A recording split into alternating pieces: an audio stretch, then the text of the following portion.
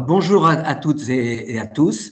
Voilà, donc je suis le docteur Roger Mussy. Donc je vais vous entretenir aujourd'hui d'un sujet qui est vraiment à la pointe, parce que les maladies auto-immunes et les hypersensibilités alimentaires sont connectées, c'est une évidence, et je vais vous montrer un petit peu le pourquoi. Et on fera un petit focus effectivement sur la maladie d'Hashimoto, parce que c'est la maladie, vous verrez, auto-immune qui est de loin la plus fréquente. Donc, on va faire rapidement une clarification sur les termes qui sont utilisés, parce qu'il faut absolument que ce soit bien clair entre les terminologies utilisées d'allergie, d'intolérance alimentaire et de sensibilité alimentaire, voire hypersensibilité alimentaire. On fera un rappel des bases éthiopathogéniques et physiopathologiques des maladies auto-immunes.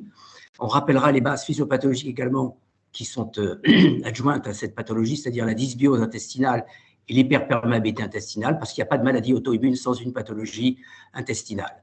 Rappel d'anatomie fonctionnelle et cytologie de la thyroïde, ensuite, c'est le deuxième focus.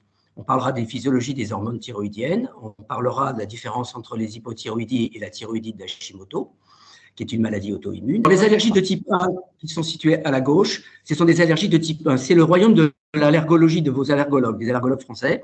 Autrement dit, quand vous avez une réaction à un antigène qui est rapide, dans les 5-10 minutes, un quart d'heure, le pollen, les graminées, voire l'arachide, si c'est alimentaire, vous avez une réaction dans les 5, 10, 15 minutes maximum, et vous avez les yeux qui gonflent, les lèvres qui gonflent, bref, tous les symptômes d'une réaction de type allergique.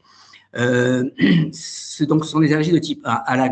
Complètement à la droite, vous avez les allergies de type qui sont semi-retardées, voire retardées, qui sont des allergies de type 3, qui vont réagir un petit peu plus tardivement, entre 2 heures et 3 heures, jusqu'à 3 heures après l'ingestion alimentaire. Elles ne vont pas donner des symptômes donc rapides, immédiats, mais plutôt des réactions qui vont être de type maladie chronique, et on va voir lesquelles. Donc, ne pas confondre ces allergies de type 1 qui sont médiées par des anticorps de type IgE, donc à la gauche de votre écran, et à la droite, les allergies de type 3 qui sont les allergies type IgG. Alors, ces allergies de type IgG, nous, on les a appelées jusqu'à présent intolérance alimentaire, et ce terme n'est pas tout à fait adapté. Pourquoi? Je vais vous expliquer. Et il vaudrait mieux utiliser le terme de sensibilité alimentaire ou d'hypersensibilité alimentaire. Pourquoi? Parce que au milieu, vous avez ce qu'on appelle les déficiences enzymatiques.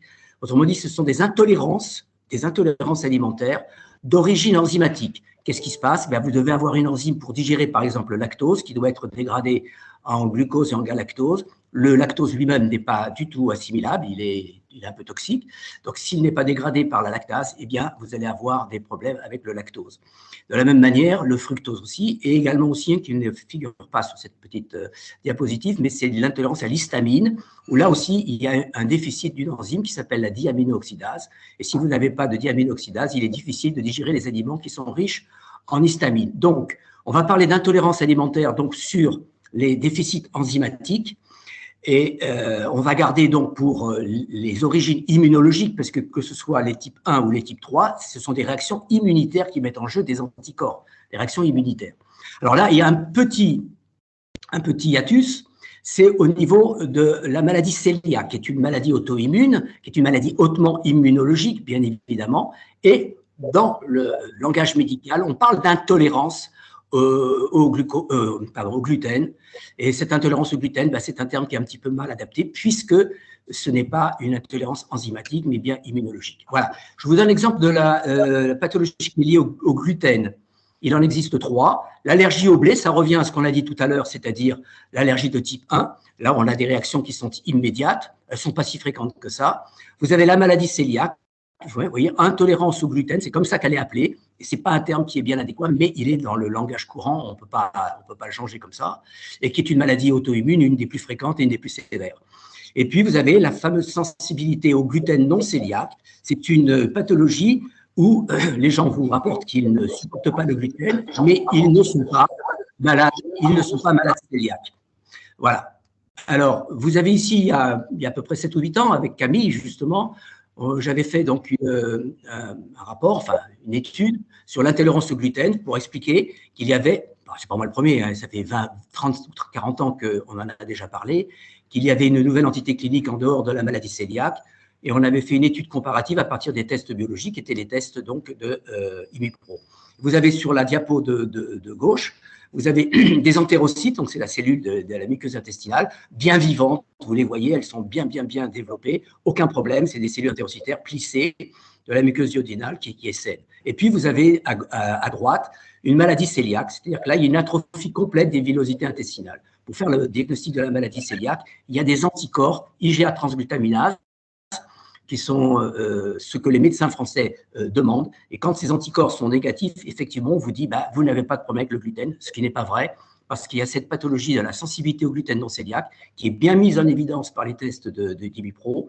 Et c'est un peu dommage qu'on ne les utilise pas, parce que ça permettrait de ne pas avoir de réponse je ne supporte pas le gluten, mais je ne suis pas malade cœliaque. Ben non, madame, non, monsieur, vous n'avez pas de problème avec le gluten. Et ça, c'est un petit peu embêtant parce que on pourrait le savoir assez facilement. Vous voyez ici une diapositive qui date du service de dépathogastroentérologie de Charles Nicolle à Rouen en 2015. Ils avaient fait une classification des pathologies liées au gluten et on voyait les allergies complètement du côté gauche. Ben, c'est bien l'allergie au blé, l'allergie de type 1 dont on a parlé tout à l'heure. Vous avez la pathologie, donc de la maladie cœliaque, c'est une maladie auto-immune, donc c'est la pathologie la plus grave concernant le gluten. Donc il y a donc les anticorps IgA transglutaminase qui sont positifs et une positivité donc à la biopsie du duodénum. Et puis vous voyez là, ils font une petite erreur aussi, ils n'arrivent pas à s'en passer. Ils parlent d'intolérance alors qu'il faudrait parler d'hypersensibilité alimentaire.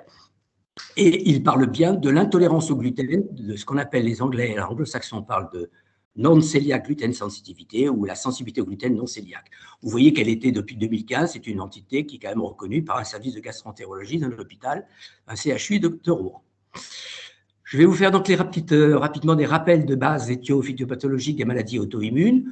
Là, vous avez effectivement regardé surtout la partie droite, où vous avez 2 millions de patients en France qui sont atteints de maladies auto-immunes. Donc ça, c'est extrêmement important. Bon, vous reverrez à tête reposée le replay. Il y a 6,5 millions de jours ouvrés perdus en France à cause des maladies inflammatoires, rhumatismales et auto-immunes. Donc, c'est vraiment exponentiel. Je n'ai pas de photos sur, mais c'est vraiment exponentiel. Ça monte en ligne à 45 degrés. C'est extrêmement important, cette évolution des maladies auto-immunes à l'heure actuelle. Alors, par exemple, le 19 mai 2023, c'est-à-dire il y a 6 jours, il y a eu la journée mondiale des MICIS, des maladies auto-immunes, enfin les maladies inflammatoires chroniques intestinales, qui sont une partie des maladies auto-immunes qui touchent le système digestif. Importance en termes de santé publique, des chiffres qui sont en croissance exponentielle. Il y a 300 000 malades en France de maladies auto-immunes touchant l'intestin, 8 000 nouveaux cas par an et un nouveau cas diagnostiqué par heure. Donc, c'est important. Alors, qu'est-ce qu'en fait une maladie auto-immune? Vous savez, le système immunitaire, il réagit d'une manière binaire. Le soi, il connaît. Le non-soi, il ne connaît pas. Un microbe, un virus, un champignon qu'il ne connaît pas, enfin bref, un candida albicans ou un parasite, il ne connaît pas. Non-soi. Par contre, nos propres cellules, nos propres organes, c'est du soi, c'est une reconnaissance. Alors, le système immunitaire, il peut dévier de plusieurs manières, notamment il peut devenir trop sensible à certains constituants exogènes et déclencher des allergies. C'est les fameuses allergies dont on connaît, notamment les allergies de type 1. Mais il peut aussi réagir contre des constituants du soi. Ça, c'est plus embêtant. Et ainsi favoriser l'émergence de maladies chroniques auto-immunes par rupture de la tolérance immunologique à ses propres constituants. C'est-à-dire que vous allez avoir une réaction du système immunitaire contre vos propres organes, contre le soi. Donc, c'est une rupture de la tolérance au soi. Quels sont les facteurs qui favorisent les maladies auto-immunes? Les maladies auto-immunes sont des pathologies multifactorielles. Il n'y a pas qu'un seul facteur, mais qui résultent de l'interaction complexe entre un terrain qui est génétique, indiscutablement, à risque, et des facteurs environnementaux favorisants qui vont conduire à développer une inflammation chronique. La réaction immunologique implique donc souvent des auto-anticorps, puisque ce sont des anticorps qui vont réagir contre vos propres cellules. Donc des auto-anticorps et des lymphocytes T autoréactifs, c'est-à-dire c'est des lymphocytes, c'est des globules blancs d'un type de, on va en parler pas mal, beaucoup même, les lymphocytes T autoréactifs qui vont réagir contre nos propres cellules. Et c'est ça le problème. Dans les maladies auto-immunes, les hypothèses éthiopathogéniques, les facteurs les plus souvent reconnus. Vous avez les facteurs donc génétiques, et je vais parler aussi d'un terrain auto-immun. Environnementaux, bien évidemment. Alors, c'est la pollution. Je ne vais pas trop rentrer ça, parce qu'il faudrait faire un webinaire complet sur la pollution. Vous imaginez un petit peu ce qui se passe actuellement. Là aussi, les phénomènes de pollution sont exponentiels et ils sont certainement aussi en rapport avec les pathologies intestinales aussi. Et l'hyperhygiénie, c'est une pathologie, c'est une cause que j'aime beaucoup, je l'expliquerai un petit peu plus en détail.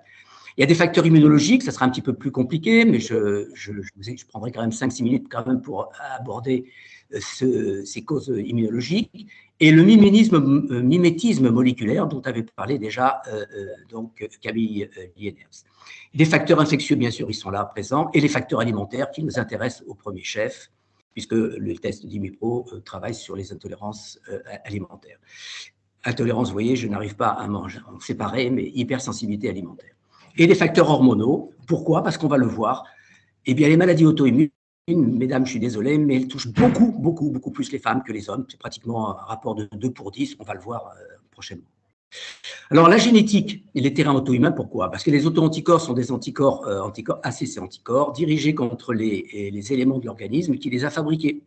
Donc, il existe effectivement un terrain génétique indiscutable. La spondylarthrite ankylosante, qui est une pathologie qui touche les anthèses, c'est le bout des tendons qui s'attachent sur les os, et il y a une fréquence donc, de la maladie HLA B27, donc ce sont c'est Human Leukocyte Antigen. Le professeur Dosset avait eu le prix Nobel pour ça, pour les HLA B27, donc dans la spondylarthrite ankylosante. La majorité des gens qui ont la spondylarthrite ankylosante sont HLA B27, mais il existe des gens qui sont HLA B27, mais qui ne sont pas qui ne sont pas malades de la spondylarthrite. La PR, c'est la polyarthrite rhumatoïde, on trouve la HLA DR4, DR1, et pour la maladie cœliaque, MC maladie cœliaque, le HLA DQ2, DQ8 sont fréquents. Donc il y a un terrain génétique indiscutable. Et vous voulez partir et insister beaucoup sur ça, parce que dans la clinique, c'est important de réagir. Il y a un terrain auto-immun, car il est très fréquent qu'un patient qui soit atteint de plusieurs maladies auto-immunes. Je ne dis pas que c'est rare, mais il faut y penser. Quand on a une maladie auto-immune, il faut aller voir s'il n'y en a pas une deuxième derrière cachée, voire une troisième. Il faut savoir donc rechercher une autre pathologie auto-immune devant un patient qui souffre de la maladie d'Hashimoto, par exemple. Là, vous avez une étude qui était sortie par des Français de CHU de Limoges, fréquence des maladies auto-immunes chez 218 patients atteints de pathologie thyroïdienne. Et la conclusion de l'étude, c'était que la fréquence des maladies auto-immunes apparaît beaucoup plus importante chez les patients ayant une dysthyroïdie dans la population générale. Et ils évoquaient aussi les maladies auto-immunes, Hashimoto. Et il existe probablement des mécanismes physiopathologiques communs. Et la fréquence de ces associations justifie une surveillance des patients ayant une dysthyroïdie. Et quand vous avez une maladie auto-immune, quand vous avez une maladie d'Hashimoto, je vais toujours chercher, voir s'il n'y a pas une deuxième pathologie derrière, auto-immune. Regardez ici, c'est la pathologie. Vous avez donc la colonne, toutes les maladies ici, vous avez les maladies auto-immunes, et vous avez la prévalence, c'est-à-dire sur 100 000 habitants. Et vous avez ici le sexe ratio, femmes par rapport aux hommes. Regardez la thyroïdite d'Hashimoto. Pour 100 000 habitants, il y a 1000 à 1500 patients touchés. Voilà pourquoi on en parle aujourd'hui. C'est une pathologie extrêmement fréquente. Et elle touche, et c'est là que, pour mesdames, plutôt 10 fois les femmes par rapport à l'homme, 10 pour 1. La maladie de Basdo, qui est l'hyperthyroïdie, ben c'est 500, 1500, et vous avez 7 femmes pour un homme. La maladie cœliaque, dont on a parlé, 500 000 effectivement en prévalence, et là 3, c'est-à-dire 2,5 si vous voulez, par rapport à un homme. La polyarthrite rhumatoïde touche beaucoup plus les femmes, 4 fois plus de femmes que d'hommes. Le diabète, c'est à peu près égal. Et la sclérose en plaques, c'est un petit peu plus les femmes que les hommes aussi. Voilà, je ne vais pas tout détailler. Là, vous avez une bonne idée de la prévalence, qui est très important, et du sexe ratio beaucoup plus féminin. Bon, ça, c'est pour les médecins, bien sûr. Ce sont les anticorps que l'on retrouve dans les diverses maladies auto-immunes. Bon, ce qui nous intéresse, la maladie de Basdo, on a des anticorps antirécepteurs de la TSH. On va vous expliquer ce que c'est. Et la thyroïde Hashimoto, ben voilà, c'est les anticorps anti-thyroglobuline, TG, et les anticorps anti-peroxydase, c'est-à-dire TPO. Et la maladie cœliaque aussi, c'est les fameux anticorps IgA transglutaminase, le test qui est fait en grande majorité par les médecins français et qui leur permettent de dire quand le test est négatif, qu'il n'y a pas de problème avec le gluten, ce qui est faux, car il y a une sensibilité en dehors de la maladie cœliaque.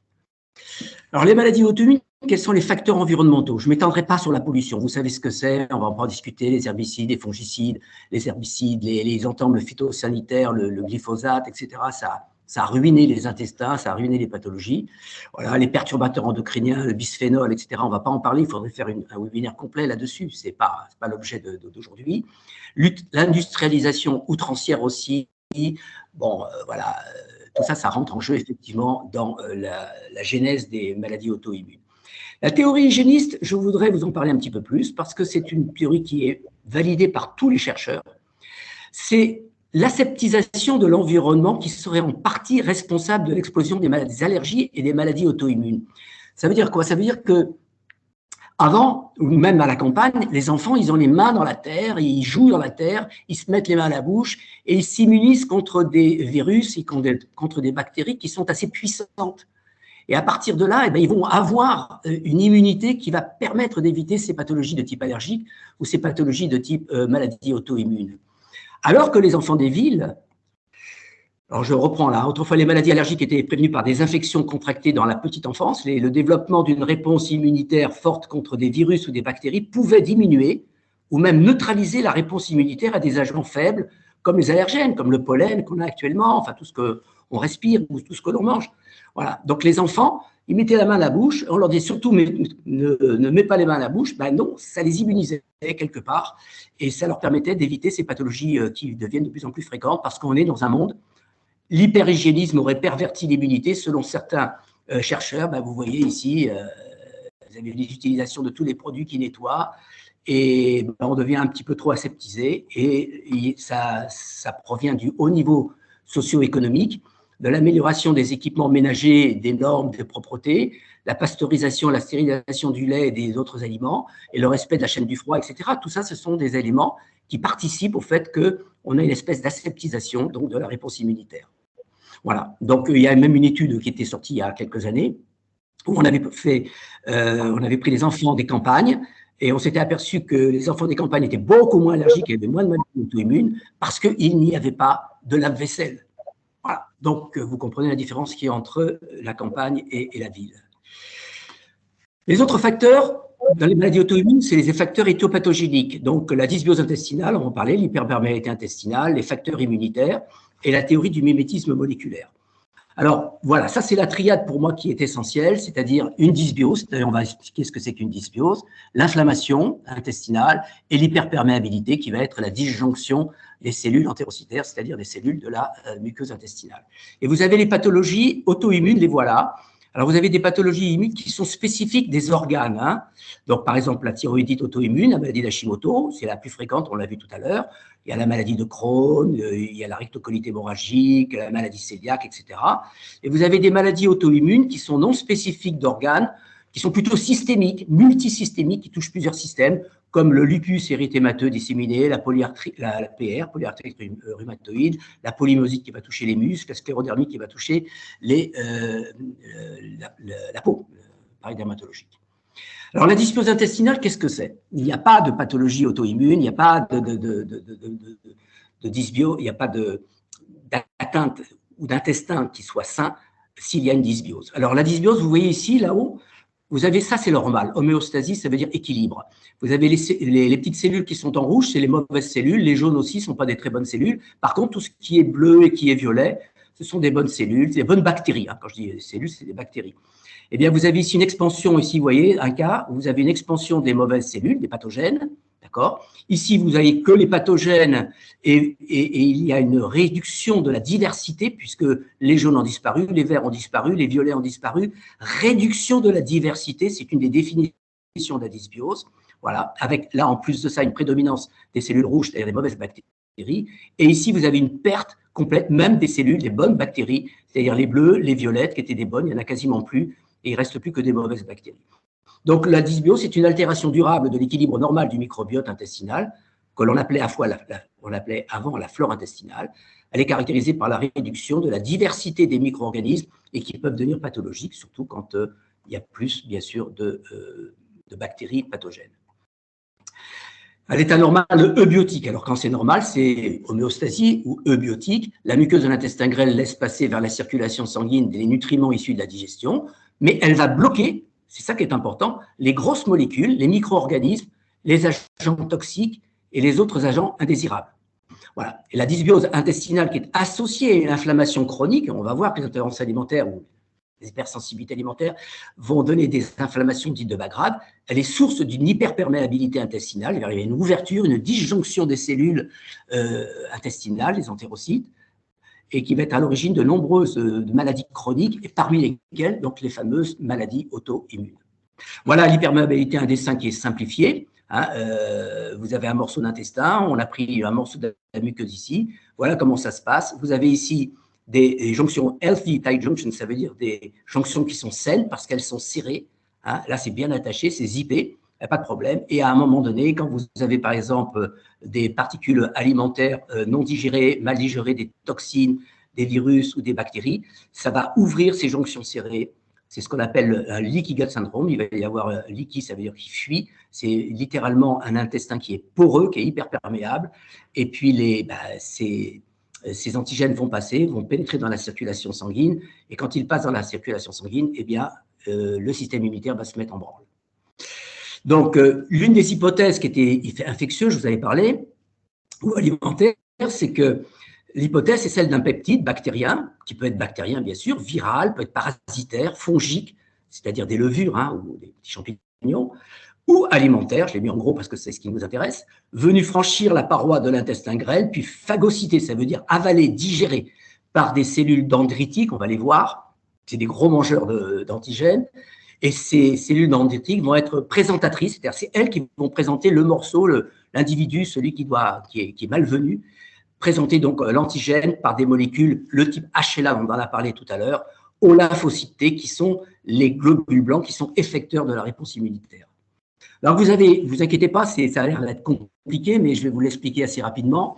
Vous avez ici la complexité des réactions immunitaires, et là on a pris par exemple les agents pathogènes et le gluten notamment. Vous voyez les rotavirus, un virus, le chlamydier, le mycoplasme, ce sont des bactéries qui vont relâcher donc des protéases, des super-antigènes, etc. Et vous avez ici la diététarie, c'est-à-dire gluten and peptides, c'est-à-dire que vous avez des peptides bactériens, la gliadine, qui va être donc intolérée. Ça va passer donc, ça va ouvrir, ça va créer un stress chimique, un accident chimique et les infections. Et donc, vous allez avoir ces antigènes qui vont passer la barrière au lieu d'être freinés par des jonctions qui seraient normalement serrées. Qu'est-ce qui se passe quand vous entrez, par exemple, la gliadine, c'est-à-dire les peptides du gluten, ça va être récupéré par ces fameuses cellules dendritiques qui sont des gros mangeurs, des dévoreurs, qui vont attraper l'antigène, qui vont sélectionner un petit morceau d'antigène et qui vont aller, par l'intermédiaire du fameux système HLA dont on a parlé tout à l'heure, vont présenter donc cet antigène déjà en partie digéré aux cellules effectrices, les fameuses cellules CD4, qui sont des cellules. Et ces cellules-là, en fonction d'une ambiance cytokinique, de médiateurs chimiques à l'intérieur de leur plasma et de nos cellules, vont réagir soit en réaction en TH1, qui sont des réactions de type cytotoxique, qui vont déclencher la destruction de la cellule, ou fabriquer dans le système TH2, qui est le système plutôt allergique, avec fabrication par les plasmocytes d'anticorps, ce qu'on appelle les cellules B, les anticorps. Il va y avoir donc des productions d'anticorps au gluten ou à d'autres, pas simplement au gluten, mais le plus connu, bien sûr, c'est le gluten.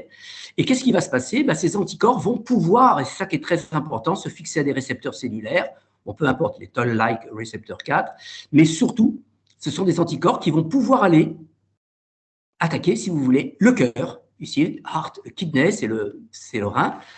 Adrénal, c'est les capsules surrénales, les ovaires, la prostate et également aussi le cerveau. Et ça peut donner des désordres multisystémiques. Ils n'ont pas mis la thyroïde, c'est bien dommage, parce que j'aurais aimé qu'ils mettent la thyroïde. Bon, voilà. Mais vous avez bien compris le système. Donc, perméabilité intestinale, inflammation, dysbiose, pénétration d'antigènes qui vont être digérés et présentés à des cellules qui vont pouvoir réagir, les détruire. Alors là, il y a le système TH1 et TH2. Maintenant, il y en a deux autres. Il y a le TH17 et le TH3, on va le voir tout à l'heure. C'est la même photo, je ne vais pas m'étendre là-dessus. Ici, vous avez des molécules du gluten indigestibles. Voilà, indigestes, pardon. Voilà, les blanches, non-self antigènes. On vous dit bien que ce sont des antigènes non-soi, du non-soi.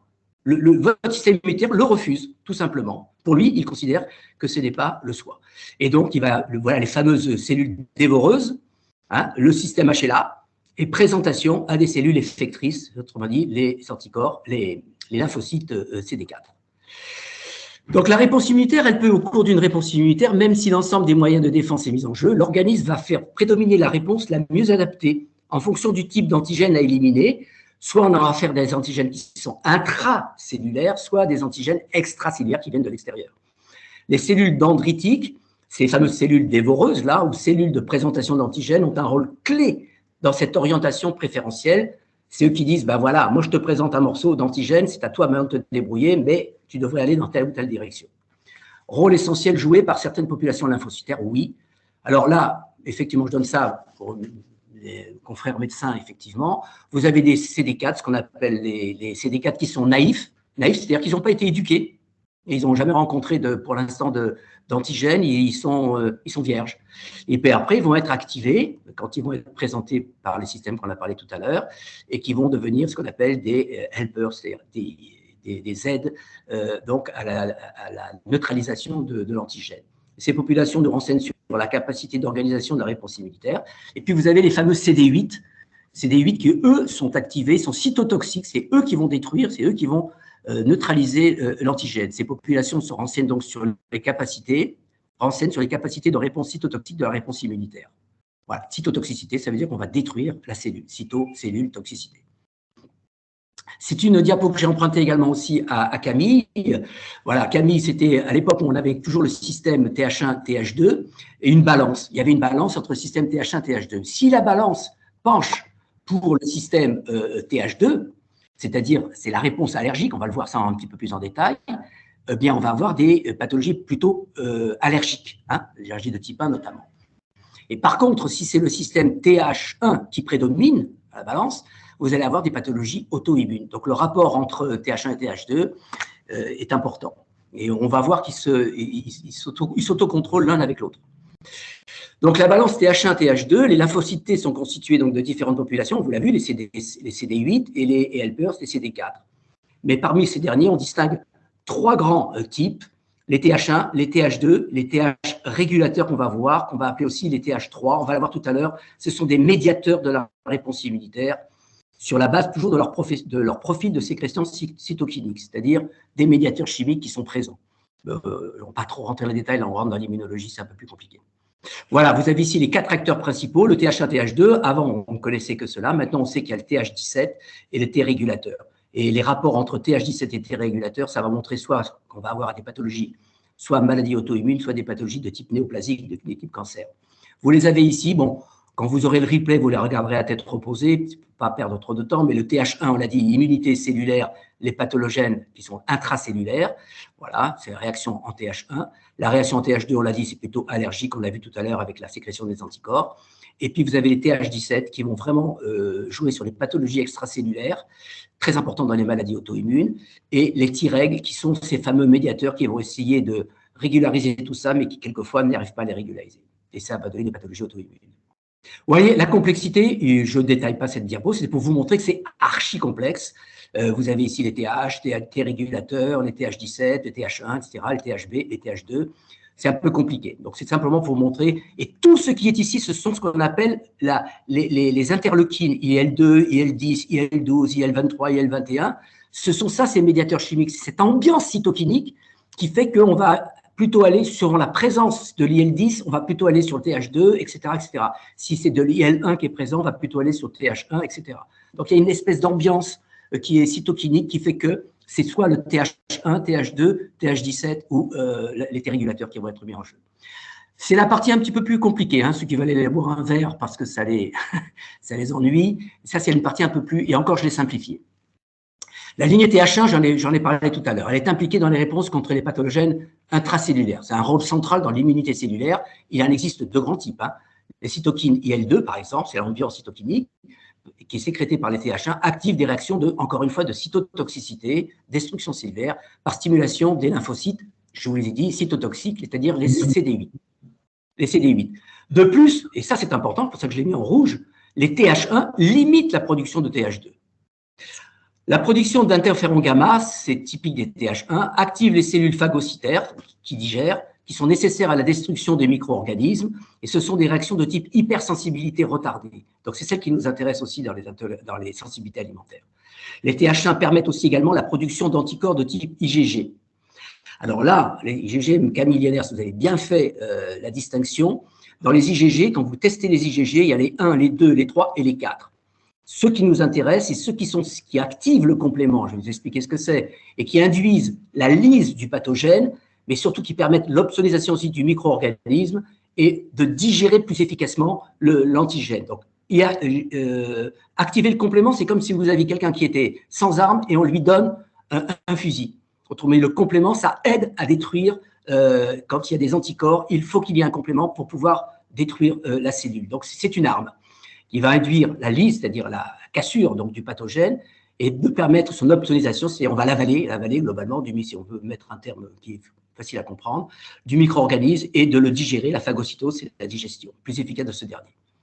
Les TH2, c'est les allergies. Hein. La lignée TH2 est plutôt impliquée dans des réponses contre les pathogènes extracellulaires. Hein. Vous respirez des pollens, ben vous avez des pathologies aussi qui vont être extra-allergiques.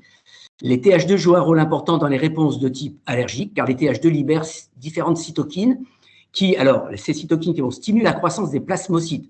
Alors, les plasmocytes, c'est ce qui permet de fabriquer des anticorps, notamment l'IL-6, et qui augmente la sécrétion d'anticorps de type IgE, IG4, qui induisent la libération d'histamine par les mastocytes. C'est vraiment typiquement la réaction des allergies de type 1, celle dont s'occupent les allergologues principalement. Et elles inhibent aussi, vous voyez, celle des TH1. Donc, il y a vraiment une réciprocité. Hein.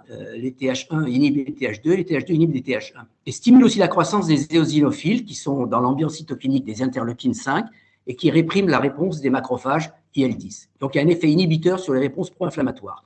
Ça veut dire quoi, les éosinophiles? Quand un médecin fait une numération de formule sanguine, qu'il voit un taux augmenté d'éosinophiles, bah, très souvent, il peut penser soit des allergies, soit à une infection par les parasites. Au total, si on voit TH2, ces TH2 jouent un rôle important dans les réponses de type allergique, on l'a dit. Les TH2 libèrent de l'IL4 qui stimule la différenciation des lymphocytes B en plasmocytes sécréteurs d'anticorps de type IgE, et ils ont l'aide également aussi donc, des IG4, qui sont les moins fréquents, hein, les IG4. Non seulement ils n'opsonisent pas, ils ne phagocytent pas, ils n'activent pas le complément, donc ils n'ont pas un rôle de destruction comme l'ont les IG1, 2 ou 3, et surtout les 1 et les 3. Nota bene, il existe également aussi, donc, ils défendent l'organisme contre certains parasites, ce que je vous disais, en déclenchant une réaction éosinophilique, je vous en ai dit 2 mots juste avant.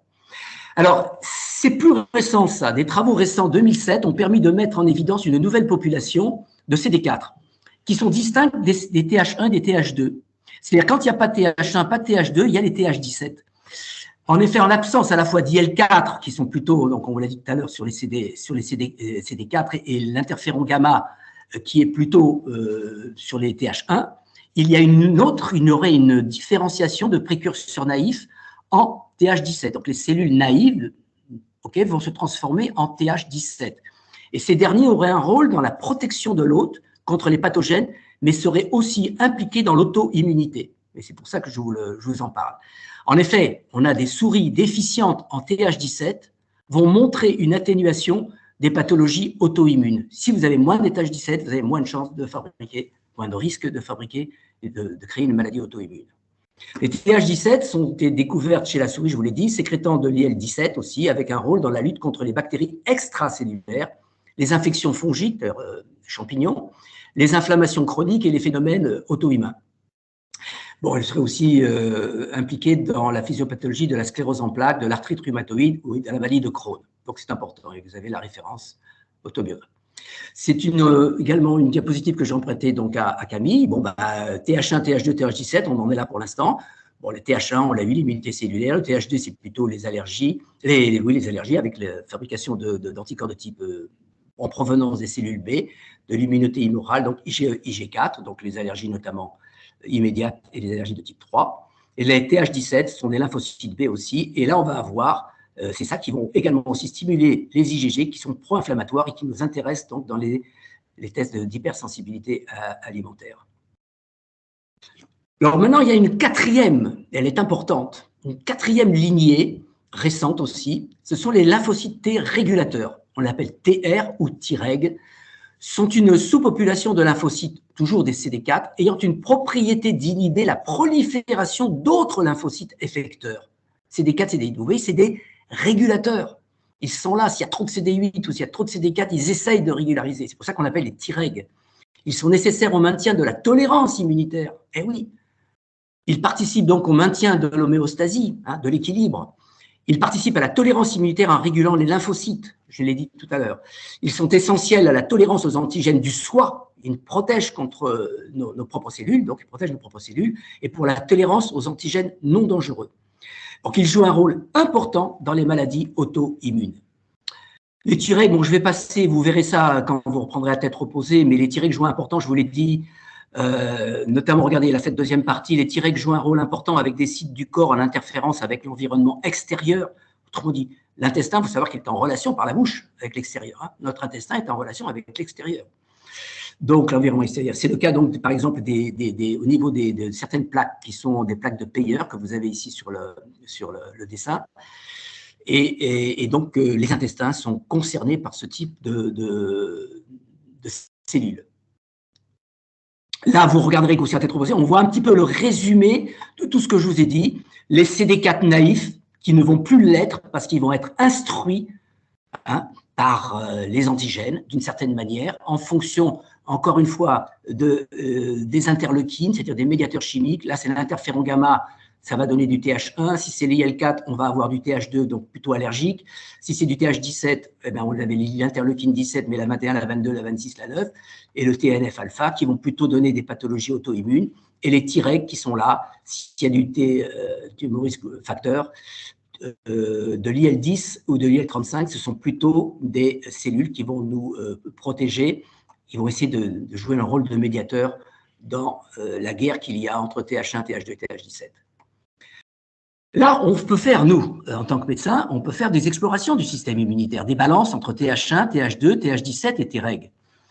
Par exemple, si vous avez une association de TH1 ou de TH17 élevée, c'est des cytotoxiques, ça, hein, et les Treg abaissés, qui sont des protecteurs, c'est en faveur d'un état auto-immun. Donc, quand nous faisons le rapport TH17 par Treg, eh bien, si les TH17 sont augmentés, les Treg sont abaissés, les régulateurs, on a une maladie auto-immune. Une grande chance d'avoir une maladie auto-immune. Inversement, si vous avez une diminution des TH17 et des Tregs qui sont élevés, est en faveur d'un système immunitaire qui est déficient et qui est en bataille, et ou en faveur d'une néoplasie. Donc, déficience immunitaire ou néoplasie si on a l'inverse. Très important. Et nous, ce que nous faisons, c'est des typages lymphocytaires. J'en fais pas énormément, mais quand même suffisamment pour bien vous l'expliquer. Ceux qui sont les carrés, les rectangles jaunes, c'est la normalité. Vous avez d'abord les populations lymphocytaires dont on a parlé. Et vous avez donc les carrés jaunes, c'est la normalité.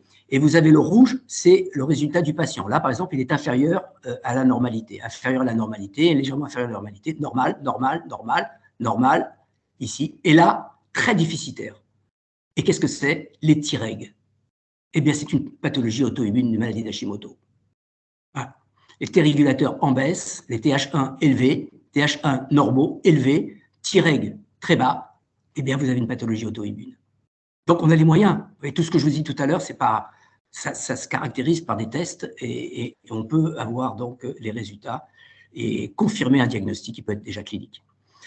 Ça, c'est aussi encore Camille, merci Camille, c'est une TH17, balance de paradigme, oui, et le TH17 sont venus interférer. Quand vous avez healthy, ça veut dire en bonne santé, les TH17 qui sont en équilibre avec les T-régulateurs, ben, tout se passe bien. Le T-régulateur, c'est le TH3 aussi. Hein. Donc, tout se passe bien. Et puis là, vous avez au contraire les T-régulateurs qui sont nettement abaissés, ça, c'est pas bon, et vous avez les TH17 qui sont en prédominance. Et là, vous allez avoir pas d'autotolérance, mais au contraire, vous allez avoir un problème de maladie auto-immune, de rupture de la tolérance du soi. Maladie auto-immune, les hypothèses éthiopathogéniques, j'aime bien cette théorie, je crois que Camille aussi en a parlé, mimétique en anglais, mimétisme moléculaire en français. Elle repose sur l'idée que les antigènes sont présentés par les pathogènes, peuvent présenter des similitudes structurelles avec les antigènes du soi, qui vont favoriser la réaction des réactions croisées lors d'un épisode infectieux, par exemple. Cela permettrait l'initiation puis le maintien d'une réaction immunitaire chronique, une maladie auto-immune. Alors, je vous ai mis, voilà, vous avez deux belles jeunes femmes, c'est à droite, à gauche, c'est Keira Kingsley, en bas à droite, je crois que c'est Nathalie Portman. Elles se ressemblent beaucoup. Il y a un mimétisme, vous êtes d'accord avec moi? Eh bien, ces deux structures arrivent à se confondre, ou presque. Eh bien, reprenons l'exemple de la barrière intestinale. Imaginons que ce soit un aliment ou un virus qui porte le visage de Keira, ici. Elle va être présentée, mais toujours pareil, aux cellules, et la cellule va présenter un petit morceau du visage donc de Keira, et va la présenter aux anticorps qui eux-mêmes vont créer des réactions TH1, TH2, TH17 direct. Mais le problème, il est que le système a repéré le visage de Keira, mais le visage de Keira, il ressemble fortement à celui de Nathalie, qui est sur les cellules de la thyroïde. Et le système immunitaire va être pris en défaut. Il va confondre Keira et puis Nathalie Portman. Donc, il va attaquer ces anticorps qui sont fabriqués ici, ou ces cellules cytotoxiques vont aller attaquer donc, la thyroïde parce qu'il y a un déficit de reconnaissance. C'est un problème, c'est la théorie du mimétisme moléculaire qui fait que le système immunitaire, il est pris à défaut, il est trompé. D'accord. Voilà. Il y a encore aussi des facteurs hormonaux. Alors, les facteurs hormonaux, dans les maladies auto-immunes, 5 à 8% de la population mondiale, on est d'accord, 8 personnes sur 10 sont des femmes. Les hormones sexuelles ont un rôle important dans l'apparition des maladies auto-immunes. La survenue de maladies auto-immunes est préférentiellement chez les femmes en période d'activité génitale, et les rôles parfois aggravants de la grossesse et de la contraception hormonale qui confirment cette importance. D'une manière générale, les oestrogènes sont impliqués dans le déclenchement de l'auto-immunité, de même que le rôle de certaines infections, notamment l'Epstein-Barr virus, dans la polyarthrite et dans la sclérose en plaques. Ça commence à être affirmé, Epstein-Barr virus et sclérose en plaques. Tout le monde a l'air d'être assez convaincu de la relation. Ce sont probablement donc des facteurs déclenchants qui révèlent la présence d'intérêts auto-immuns sous-jacents. Il y a d'autres, alors pour vous, mesdames, pour les dames, je leur donne aussi 3 autres explications. Bon, il y en a 3 autres explications, même si la deuxième revient à ce que je viens de vous dire.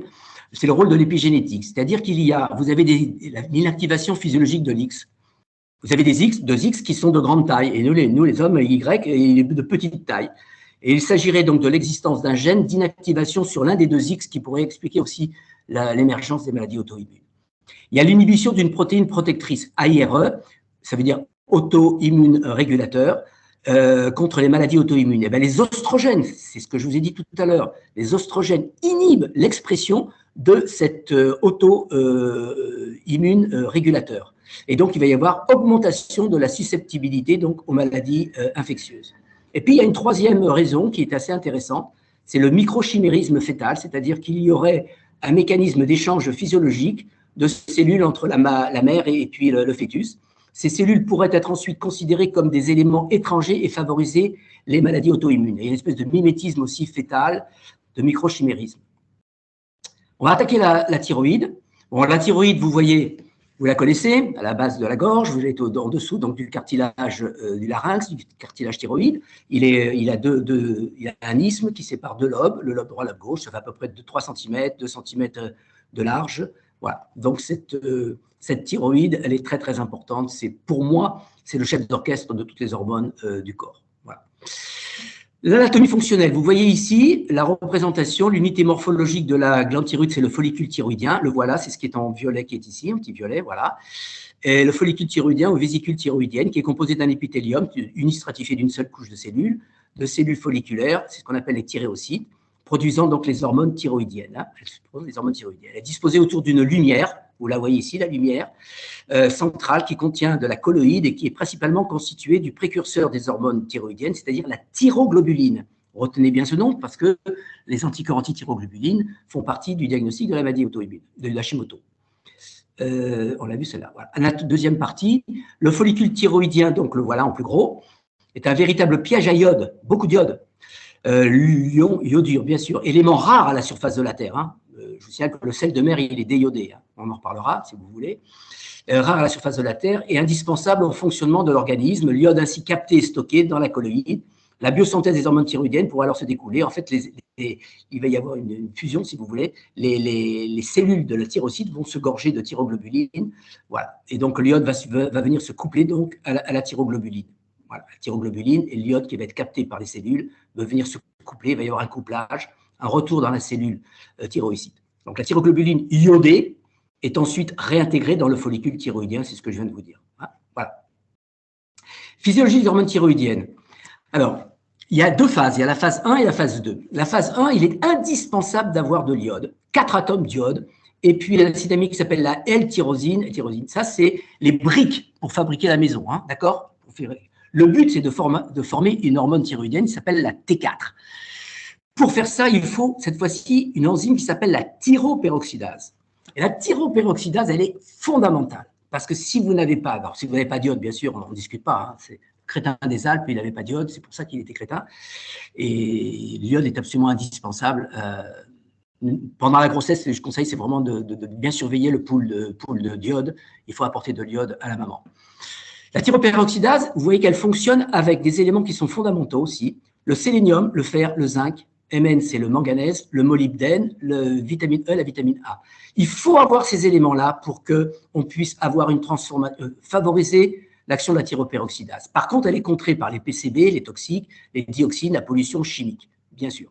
Et donc, vous allez fabriquer, si vous avez tout ça, vous allez fabriquer de la T4. La T4 est une forme qui est la moins active, mais la T4, c'est le lévothyrox. C'est-à-dire que les médecins, 90%, 95% des endocrinologues prescrivent de la T4, c'est l'hormone T4, parce qu'elle pose beaucoup moins de problèmes de suivi et de réactivité, il n'y a pas d'effet indésirable.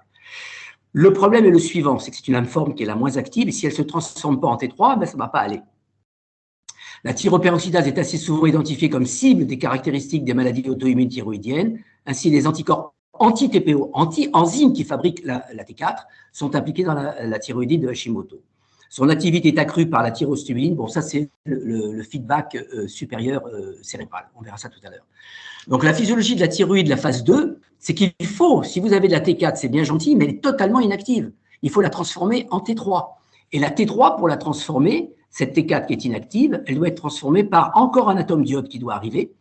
Et c'est une enzyme, la 5'-déiodinase. Il y a les gugulstérones, si on en parlera si vous voulez, mais il y a encore le sélénium, le zinc, le cuivre, le magnésium, le vitamine E et la vitamine C, qui va permettre, qui va favoriser la déiodinase pour pouvoir transformer leur T4 en T3. La T3 est 5 fois plus active que la T4.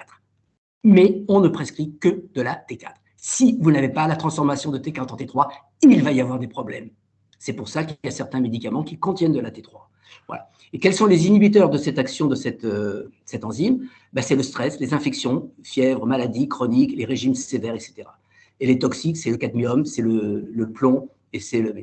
J'en profite pour dire que ce sont des... J'ai tiré ça, les deux du laboratoire Bionutrix, et donc je les remercie pour ces 2 diapositives. Bon, ça, je pourrais ne pas le dire, mais il faut savoir que la T4 doit se transformer en T3. Je vous ai expliqué comment. Physiologiquement, 60% de la T4 est transformée. Alors, ce qu'on appelle en RT3, c'est la reverse T3. La reverse T3, en fait, quand il y a trop de passages de T4, donc vous savez, quand il y a un trop-plein, je crois que je l'ai marqué ici, car l'organisme a suffisamment de T3 pour ses besoins, la T4 est transformée en RT3. C'est la reverse T3. Elle va être désiodée en T2, en T1, qui vont être totalement inactifs. Mais ce qu'il faut savoir, c'est que RT3, si elle est sécrétée par excès de T3, elle va inactiver et bloquer les récepteurs de la T3. Donc, ça risque d'être une mauvaise idée. Je fais partie de gens les Belges le font beaucoup, qui testent la RT3. Ça se fait très peu en France. Hein. Bon. Là, c'est le mécanisme de régulation, c'est très simple. Vous avez donc la thyroïde qui fabrique, avec tous les ce que je viens de vous expliquer, qui arrive à fabriquer de la T4 et qui arrive à fabriquer de la T3. Si vous avez une baisse de T4 et de T3, il y a un message négatif qui va envoyer aux récepteurs cérébraux, notamment l'hypothalamus, qui va sécréter de la TRH pour stimuler l'hypophyse, qui elle-même va fabriquer de la TSH. Donc, si vous avez une baisse des hormones thyroïdiennes, vous avez une augmentation de la TSH. Inversement, si vous avez une hyperthyroïdie, trop d'hormones thyroïdiennes, il y a un message positif qui est adressé au cerveau. L'hypothalamus va diminuer la sécrétion de TRH, l'hypophyse va diminuer la TSH, et c'est pour ça que vous allez retrouver avec des TSH qui sont très basses, en dessous de 0,5. D'accord ? Voilà. Donc ça, c'est une boucle d'autorégulation. Alors, les pathologies de la thyroïde les plus fréquentes, il y a l'hypothyroïdie et la maladie d'Hashimoto. Alors, l'hypothyroïdie, c'est parce qu'il n'y a pas de maladie auto-immune, et la thyroïdie d'Hashimoto, bah, c'est parce qu'il y a en plus une maladie auto-immune. Les étiologies des dystéroïdies, il y a des dystéroïdies qui sont hautes ou centrales, par exemple, d'origine, vous avez vu tout à l'heure, l'hypothalamus, effectivement, et l'hypophyse, elles ont un rôle, hein, fatalement, dans la régulation de la thyroïde. Eh bien, il y a des causes. La dépression, par exemple, va entraîner donc, des phénomènes de dysrégulation au niveau hypophysaire et hypothalamique. Les tumeurs aussi, bien évidemment. Et vous avez les dystéroïdies qui sont périphériques, 4 causes essentielles. Bah, d'une part, la thyroïde fabrique trop peu ou pas assez d'hormones.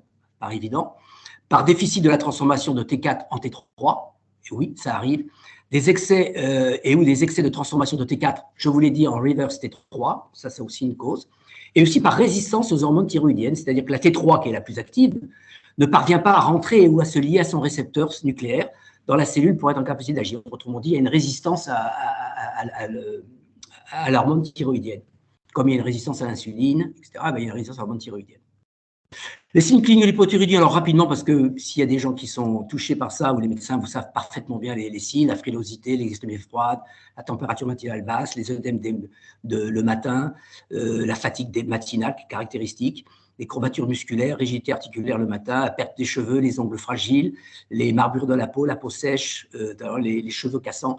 Tout ça, ce sont des signes d'hypothyroïdie qui touchent. Merci je remercie également aussi Éric Menat, qui j'ai emprunté cette diapositive, touche à peu près tous les systèmes, le cerveau, dépression, oui, le cœur, rythme va être ralenti, les reins, fonction réduite, fertilité réduite. En fait, quand vous avez une hypothyroïdie, tout le mécanisme marche. C'est la machine qui marche au ralenti.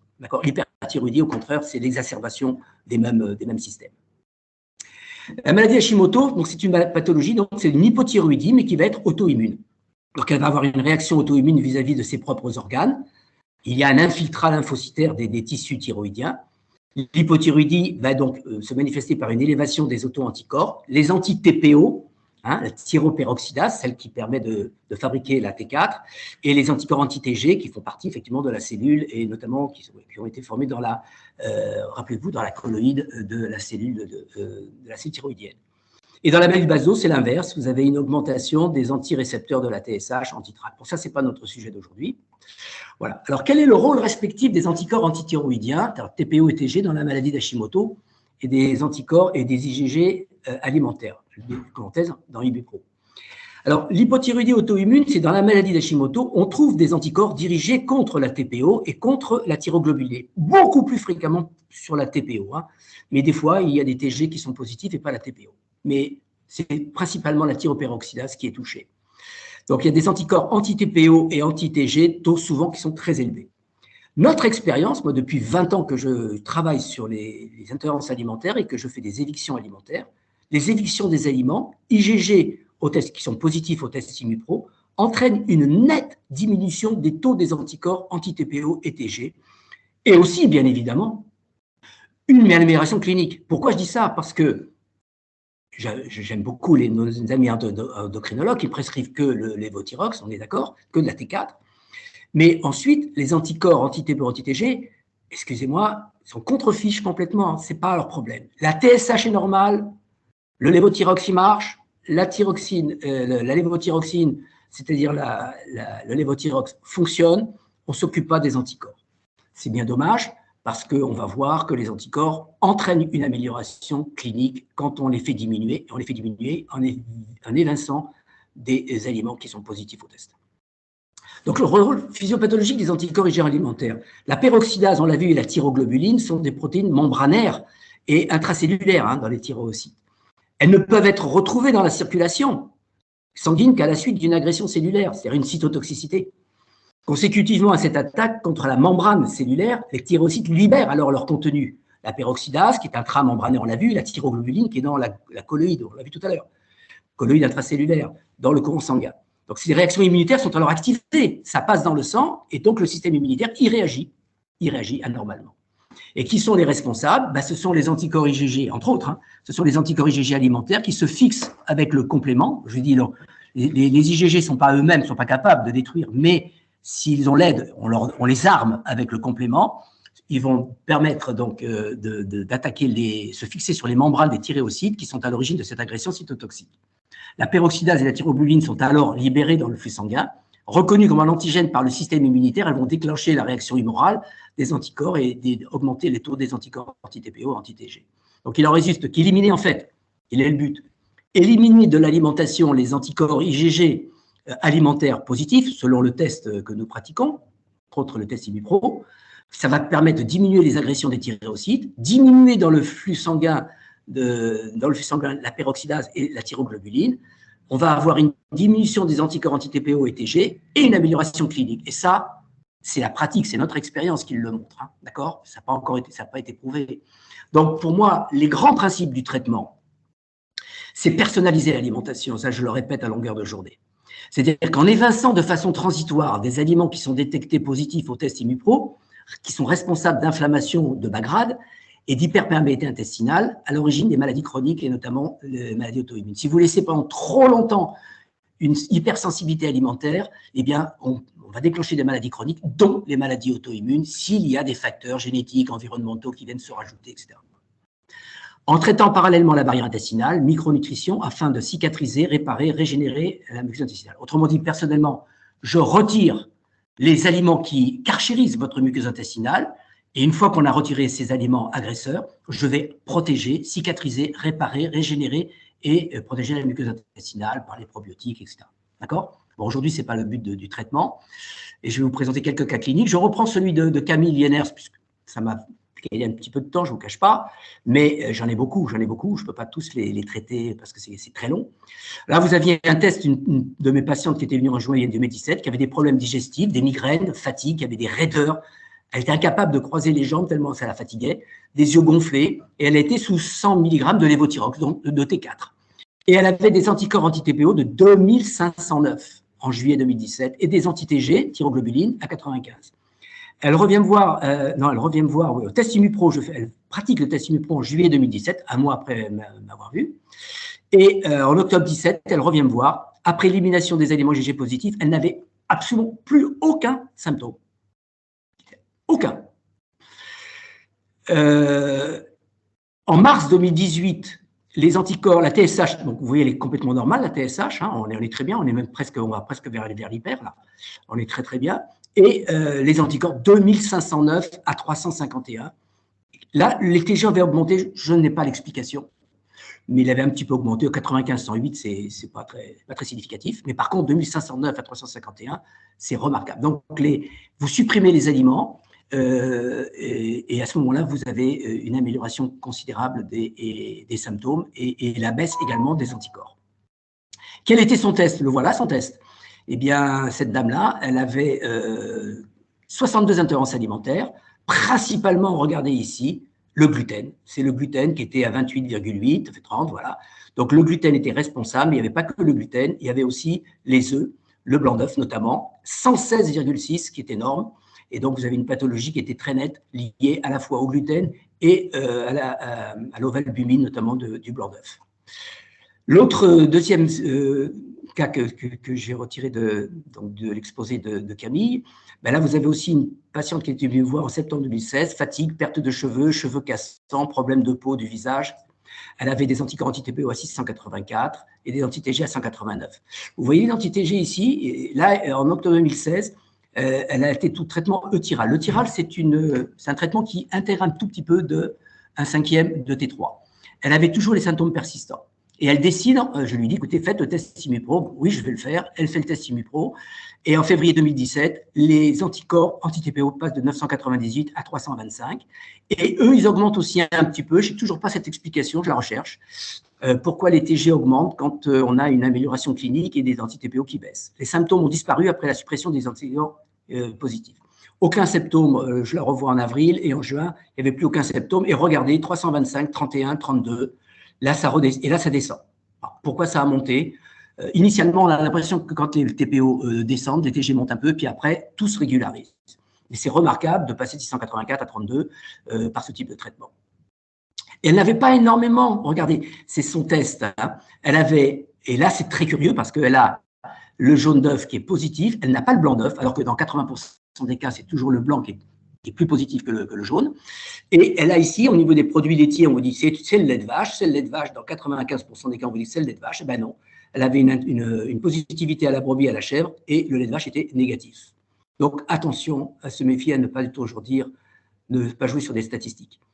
Alors, Anne, c'est un de mes cas aussi assez ancien, mais qui avait une fatigue générale, surtout le matin, sensation de mal-être global, constipation et perte des cheveux depuis quelques années, ils étaient cassants aussi.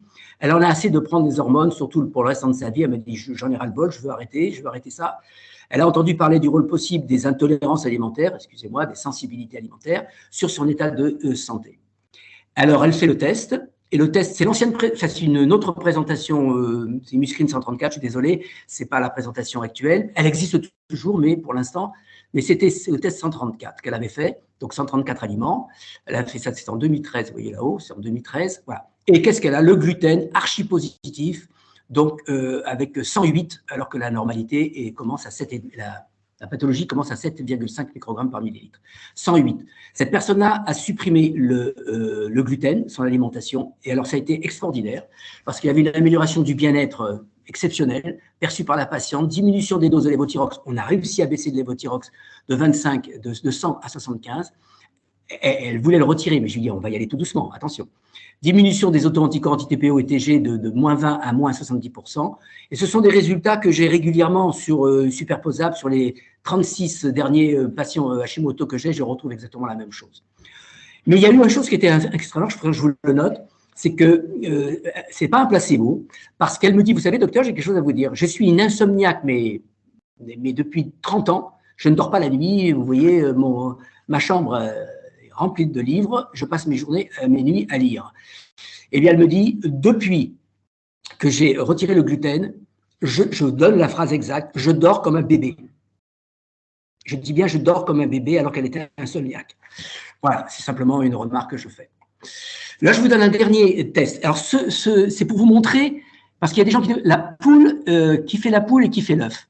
Autrement dit, est-ce qu'il suffit de réparer la barrière intestinale pour pouvoir régler tous les problèmes d'intolérance, de sensibilité, etc. etc.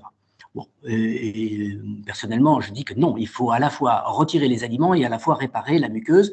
Mais si vous ne retirez pas les aliments, vous n'arriverez pas, même avec un bon traitement, à régler le problème. Eh bien, là, c'est un dossier d'une endocrinologue qui pratique la micronutrition. Elle ne s'est pas servie des tests d'intolérance alimentaire. Marie, 38 ans, suivie depuis 2008 pour Hashimoto. En 2008, elle avait des anticorps à 310.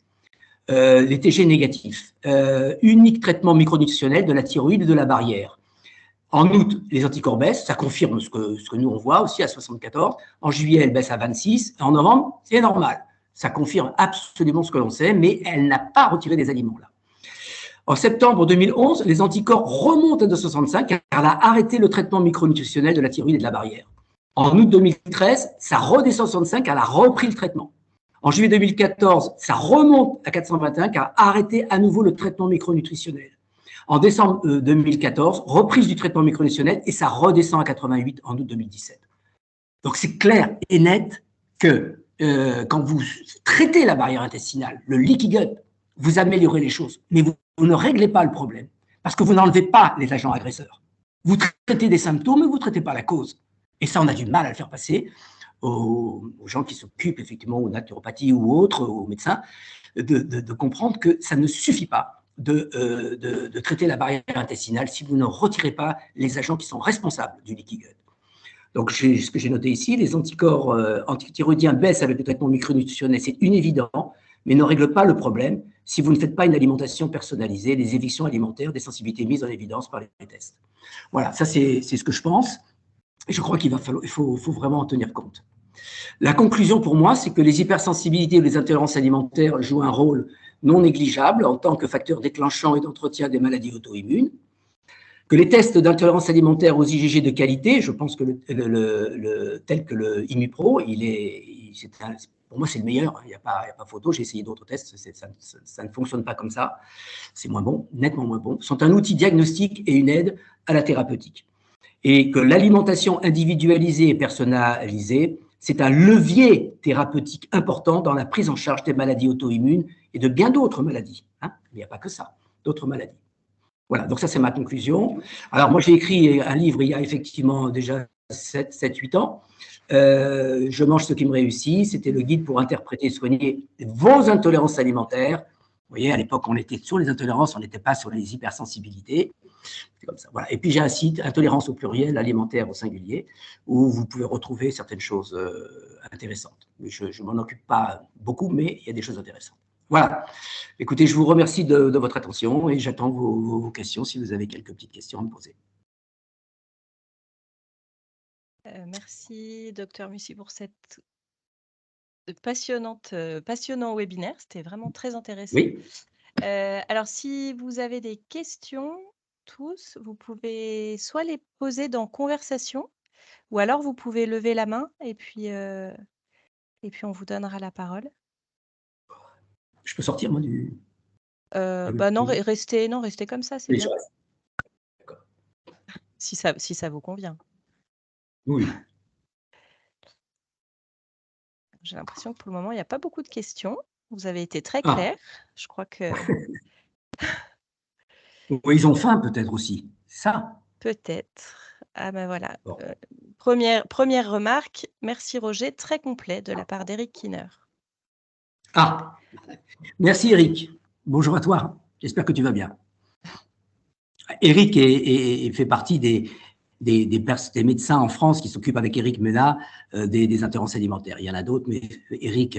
j'ai appris les intolérances alimentaires, en fait, il y a 22 ans, 23 ans, par Eric. Voilà. Un jour, on a fait ça du côté de Boulogne-Billancourt. Voilà. Merci Eric encore pour ce… C'est toi qui m'as le premier parlé des tests d'intolérance alimentaire. Alors, on a une première question. Ça y est, ça arrive. Alors, y a-t-il un lien entre endométriose et Hashimoto? 2 personnes dans mon entourage sont concernées.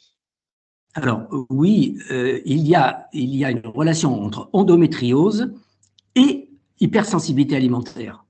D'accord? Ça, c'est une certitude. Hein, j'ai pas, voilà. On devait faire une étude pour l'instant qui a capoté parce qu'il y a des gens qui ne comprennent pas ce que c'est, ce que sont les intolérances alimentaires. On devait faire une étude sérieuse en double aveugle contre placebo avec les endométrioses et des personnes endométriosiques et qui auraient donc bénéficié d'un test d'intolérance alimentaire, et on aurait fait une étude en double aveugle des gens qui auraient bénéficié des évictions, des bonnes évictions, et d'autres qui auraient eu un placebo. Voilà. Donc, malheureusement, ça a été très bien avancé. Et puis, on a été obligé d'interrompre ça parce que, je crois que c'est à Lyon, il y a eu des gens qui sont responsables, qui n'ont pas compris ce qu'on allait faire, et donc qui ont refusé. Et cette étude, qui devait être vraiment très scientifique, eh bien, malheureusement, a capoté. Voilà. Alors, oui, il y a une relation parce que on touche, hein, il y a des anticorps qui vont toucher donc les ovaires, qui vont toucher donc le mécanisme endométriosique, une hyperostrogénie relative principalement. Et est-ce qu'il y a un rapport avec la maladie on n'a pas démontré que l'endométriose est une maladie auto-immune. Hein. Alors, quand je vous ai dit que la Hashimoto était effectivement une pathologie auto-immune, et quand il y avait une pathologie auto-immune, il faut rechercher d'autres types de pathologies.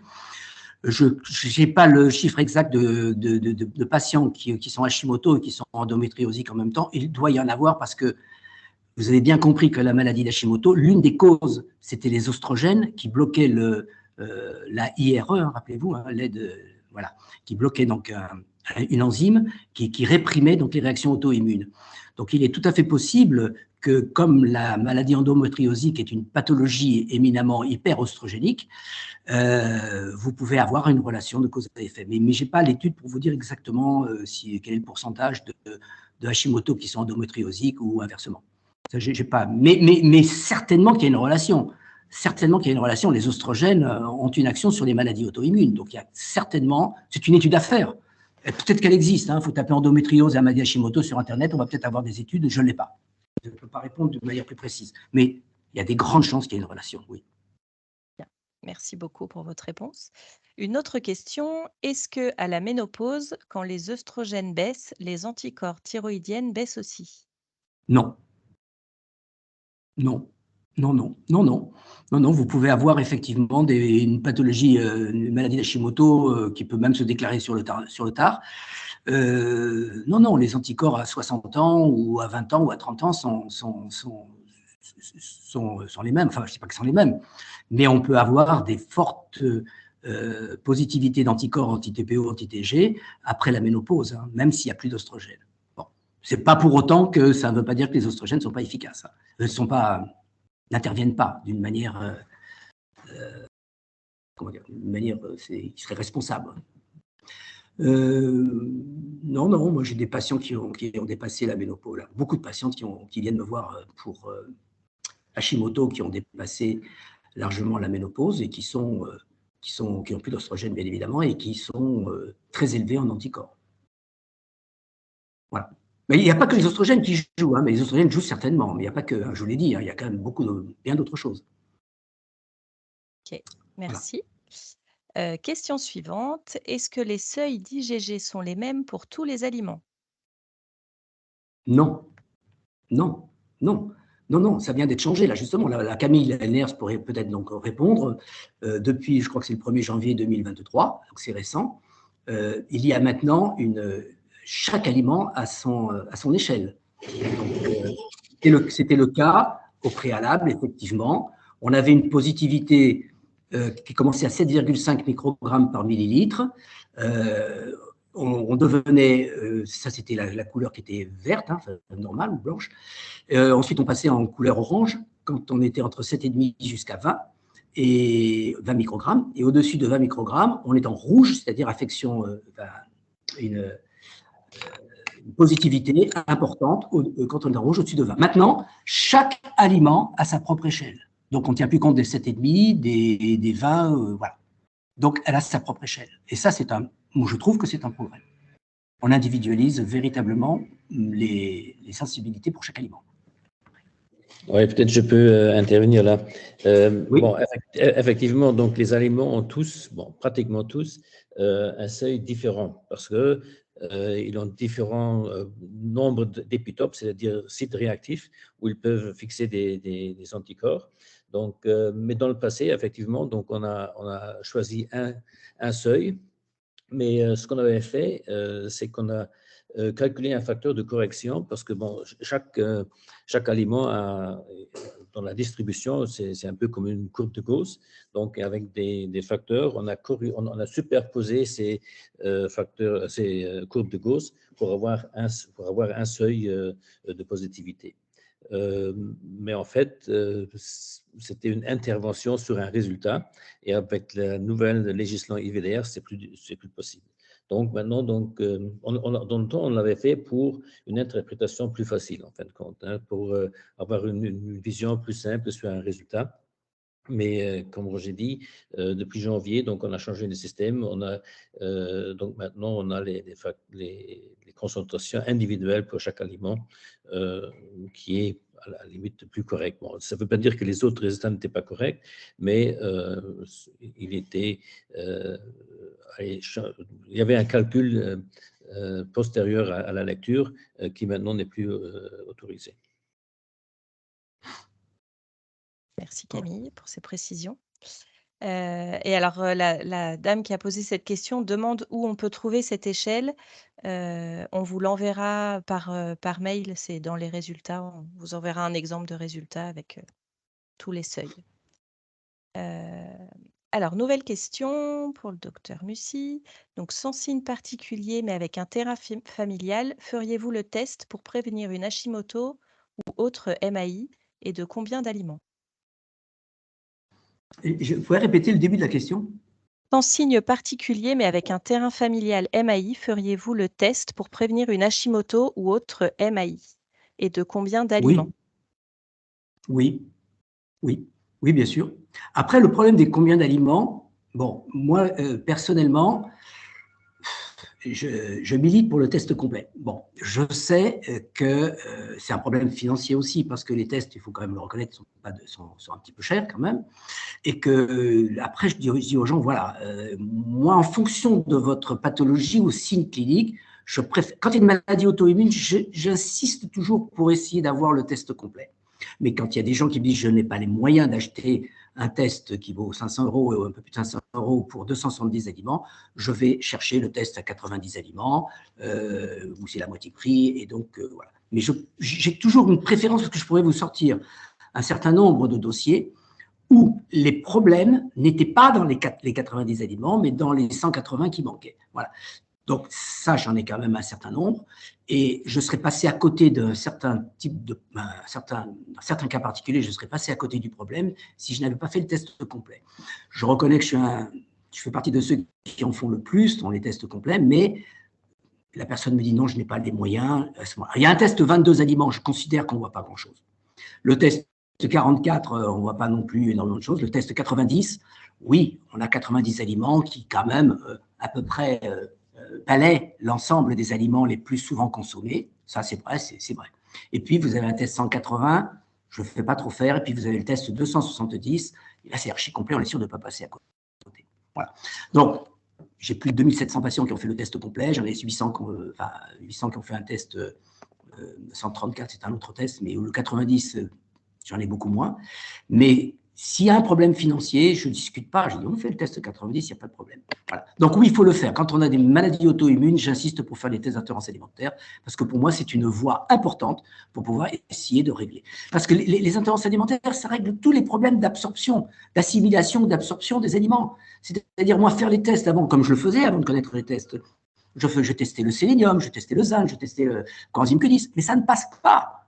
Ça passe mal. Le calcium, le magnésium, le fer, etc. Ça sert à quoi de le donner? Vous faites des tests et vous avez une alimentation qui est complètement qui est anormale, qui est déséquilibrée, et vous allez tester le sélénium, etc. C'est normal que les résultats ne soient pas d'une grande fiabilité. Par contre, si vous réglez le problème alimentaire, si vous avez une barrière qui est saine, un intestin qui est sain, là, quand vous testez le calcium, le magnésium, les assimilations, absorptions, que ce soit des oligoéléments, que ce soit des vitamines, que ce soit des hormones, va passer normalement. Mais si vous ne faites pas, régularisez pas votre barrière intestinale, ces tests-là qu'on connaît, le stress oxydatif, tous ces tests-là qui coûtent aussi assez cher, pour moi, ne sont pas utiles. C'est pour ça que je commence toujours par personnaliser l'alimentation. Et c'est comme ça que je fais. Je personnalise l'alimentation, je répare la barrière intestinale et je considère qu'il faut réparer la barrière intestinale, mais en enlevant au préalable les aliments qui sont délétères, qui agressent, qui carchérissent. Je dis aux patients, si vous avez le gluten ou les produits laitiers ou le lait de vache ou le blanc d'œuf, etc., ou l'ananas ou le kiwi et la banane, qui créent des problèmes dans votre intestin, il faut les retirer. Et j'ai quelque chose d'objectif sous les yeux. C'est pas oui, la banane est un peu acide ou pas acide. Non, c'est quelque chose, c'est votre système immunitaire qui refuse cet aliment-là. C'est tout. Et on ne peut pas jouer impunément pendant des années et des années avec une alimentation qui fait réagir anormalement votre système immunitaire. Et c'est ça qui va créer des maladies chroniques et c'est ça qui va créer des maladies auto-immunes si on a des prédispositions, on en a parlé. Voilà, donc il faut… Mon test principal de départ maintenant, c'est de régulariser l'alimentation. Alors par exemple, vous avez des nutritionnistes, quel est le meilleur régime? J'ai fait un test QCM l'autre jour et j'ai eu faux.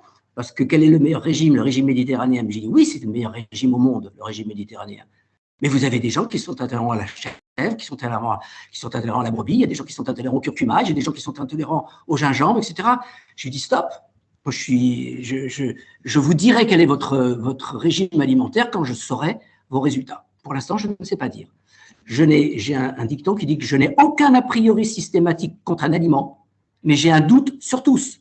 Tant que je n'ai pas vu le test des résultats, je ne peux pas me prononcer sur la curcumine. Je peux vous montrer des exemples de curcumine qui sont positifs. Donc, le curcuma n'est pas bon pour la santé. Encore une fois, la cannelle aussi peut ne pas être bon. Voilà. Donc, déjà, bien personnaliser, individualiser votre alimentation. On soigne, on répare, et une fois que la barrière est bien réparée, on réintroduit progressivement les aliments. Et on regarde, on fait des tests de provocation. On va réintroduire l'aliment avec un schéma particulier, un protocole que j'utilise des 5 jours, où je réintroduis l'aliment au bout de 2 mois, au bout de 3 mois, au bout de 6 mois, au bout de 8 mois. Bon, on vous demande là de le faire sur 5 à 8 semaines, oui. Une petite variante qui m'est personnelle, je réintroduis en fonction de ce que j'ai eu au départ quand même. C'est-à-dire si j'ai des tests à 108 ou 110, je vais retirer 4 à 6 mois. Si j'ai un test qui est à 7 ou 8, même si Camille nous le dit, répète assez souvent, ce n'est pas forcément la quantité d'anticorps retrouvés qui montre l'agressivité. Moi, je pense que si. Bon, voilà. Donc, régulariser l'intestin, première des choses. Franchement, c'est pas possible de rester à dire que l'intestin, oui, l'alimentation a un rôle important avec l'alimentation, mais dire que c'est la malbouffe, c'est les aliments industrialisés. Oui, c'est vrai, le trop gras. La nutrition française, elle vous dit une chose, il faut manger de tout, varié, équilibré, pas trop gras, pas trop sucré, pas trop salé, bien manger à table, pas devant la télévision, pas trop boire, etc., manger moins de viande, etc. Ça, je suis d'accord. Je suis d'accord, sauf pour le de tout. Le de tout, il est faux. Ça fait 20 ans que je constate tous les jours que le de tout est faux. Donc, manger de tout, varié, équilibré, non. Varié, équilibré, pas trop grave, je suis d'accord. Si j'avais 4 mains, je signerais des 4 mains. Mais le de tout, il est faux. Et ça, la nutrition française ne l'a pas encore compris. C'est un petit peu pour ça que je milite, voilà, que je suis là aujourd'hui. Je milite pour essayer d'individualiser, de personnaliser cette alimentation. Et c'est important. Oui, tout le monde ne supporte pas. J'ai guéri des tendinites en supprimant le kiwi du matin. Enfin, voilà, je peux vous en donner des centaines de cas comme ça. Voilà. D'accord. Donc, attention. Bon, les statistiques de tout le monde ne sont pas les statistiques d'un individu. Hein. Donc, voilà. Bien. J'ai répondu à la question. Merci beaucoup. Autre question, l'alimentation peut-elle améliorer le diabète de type 1? Alors oui, mais raisonnablement. Et il sera hors de question d'interrompre les traitements insuline ou autres, s'ils sont… mais indiscutablement, vous améliorez quand même le diabète. J'ai fait baisser pas mal d'HbA1c, qui est l'hémoglobine glyquée, qui permet de mesurer l'évolution de votre diabète. Oui, ça améliore. Il y a aussi la micronutrition qui donne de très bons résultats. On arrive à améliorer les gens qui sont… Diminuer les doses d'insuline, je l'ai réussi 2 ou 3 fois, pas plus, hein, sur peut-être une trentaine, quarantaine de cas. Le diabète de type 2, par contre, oui, là, franchement, c'était très efficace, hein, c'est à conseiller. Le diabète de type 1, c'est quand même donc, une insuffisance pancréatique d'insuline qui est grave, et il ne faut surtout pas supprimer les traitements proposés par l'endocrino ou le médecin. Mais il y a une action indiscutable, vous améliorez. À partir du moment où vous améliorez la muqueuse intestinale, vous améliorez tout. Vous améliorez tous les métabolismes. Donc, vous allez avoir une incidence sur les effets de votre diabète, sur les yeux, sur le rein, sur les pieds, les maux perforants plantaires, etc. Oui, vous allez avoir une action, une amélioration. Vous ne guérirez pas. Jamais de la vie vous guérirez, mais vous allez améliorer tous les effets secondaires, enfin les autres effets métaboliques de la suppression de l'insuline. Voilà, du diabète de type 1. Bien, merci beaucoup. Je peux ajouter quelque chose. Donc, oui.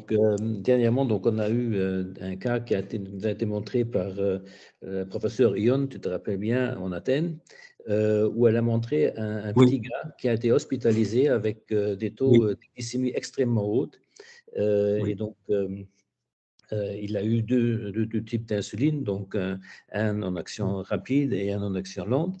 Mais en fin de compte, sur un mois, le diabète n'était pas vraiment maîtrisé. Donc, il a eu des pics énormes d'hyperglycémie, mais aussi après d'hypoglycémie. Et ce n'est qu'après le test d'Immupro que toutes ces courbes-là se sont aplaties. Et donc, du coup, il n'a plus eu d'hyperglycémie au-dessus de 160. Avant, il était au-dessus de 300 mg par décilitre et aussi, donc, il n'a plus eu d'hypoglycémie. Donc, à la fin, donc, il a pu supprimer une insuline. Il a diminué de 50% l'autre insuline qu'il a pris.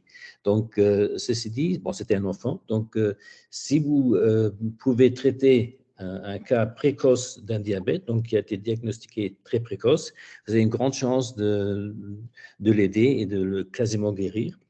Parce qu'il faut savoir que sur le pancréas, l'épitope est sur l'extérieur de la cellule.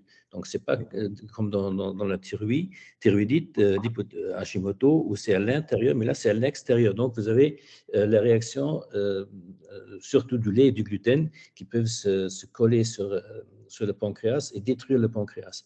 Donc, il faut absolument donc, enlever ces aliments-là. Et du coup, donc, le pancréas pourra s'améliorer, mais c'est probablement à vie. Hein. Donc, c'est des évictions à vie dans ce cas-là. Et ça peut aider énormément. Oui. Bien. Oui, je suis d'accord. Il faut être assez précoce hein, dans cette affaire-là. Oui, il faut que le pancréas soit encore capable de produire. Mais bien, voilà, exactement. Voilà. Et quand ton pancréas est complètement à sec, hein, d'insuline, c'est plus difficile. Hein. Puis il y a des facteurs génétiques aussi qui jouent dessus. Hein, quand même. Super, merci beaucoup. Nouvelle question, peut-on établir un lien entre la candidose et la thyroïdite d'Hashimoto? Alors, c'est une très bonne question, ça aussi, parce que oui, alors là, j'ai oublié de vous dire, hein, quand je fais des examens biologiques, jamais, jamais je n'oublie de tester le candidat albicans. Hein, jamais.